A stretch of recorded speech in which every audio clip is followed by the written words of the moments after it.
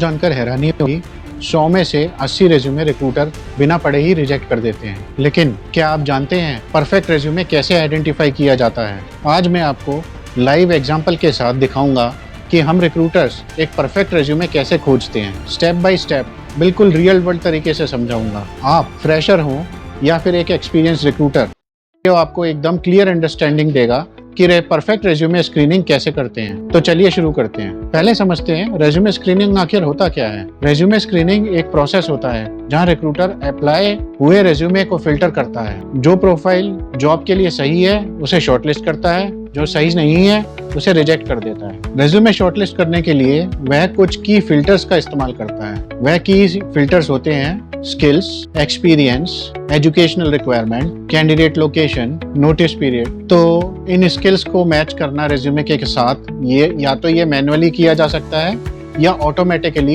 एक ATS job board की सहायता से। आइए अब समझते हैं जेडी पढ़ना क्यों जरूरी होता है। सबसे पहला स्टेप होता है किसी भी जॉब डिस्क्रिप्शन को ध्यान से पढ़ना। इसमें क्या लिखा है, कौन से स्किल्स मांगे हैं, ये सभी समझना। कौन से टूल्स एंड टेक्नोलॉजी चाहिए, कितने साल का एक्सपीरियंस चाहिए और कैंडिडेट कौन सी इंडस्ट्री का बैकग्राउंड से होना चाहिए। This is your benchmark. Resume को इसी से कंपेयर करके शॉर्टलिस्ट किया जाता है। तो दोस्तों अब समझते हैं एक लाइव रेज्यूमे स्क्रीनिंग। आइए अब एक लाइव जॉब डिस्क्रिप्शन की मदद से रेज्यूमे स्क्रीनिंग को समझते हैं। यह एक जॉब डिस्क्रिप्शन है रेगुलेटरी अफेयर्स एग्जीक्यूटिव की। लोकेशन है हैदराबाद। एक्सपीरियंस जो मांगा हुआ है वो मांगा हुआ है मिनिमम 2 years इन रेगुलेटरी अफेयर्स। की रिस्पॉन्सिबिलिटीज क्या है? तो की रिस्पॉन्सिबिलिटीज क्या है? Preparation and submission of dossier in CTD and ECTD format, handle post approval changes and variation filings, coordinate with cross-functional teams like QA, QC, ensure regulatory compliance with WHO, US FDA and EMA guidelines, maintain documentation and communication with authority. Required skills क्या है? Required skills है hands-on with CTD, ECTD format. कौन से मांगे हैं? Viva Vault और TrackWise.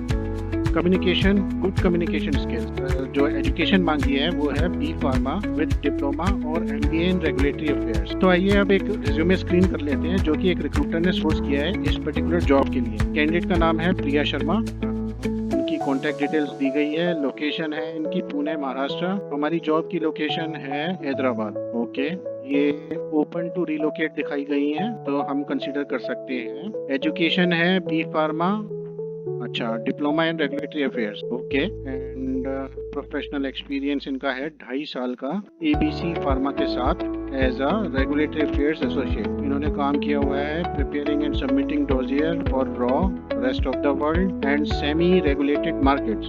Okay, hands on experience in common technical document and electronic common technical document format filings. Okay, ये इनको आता है। Coordinated with QA QC for technical document collection. Okay, बहुत बढ़िया।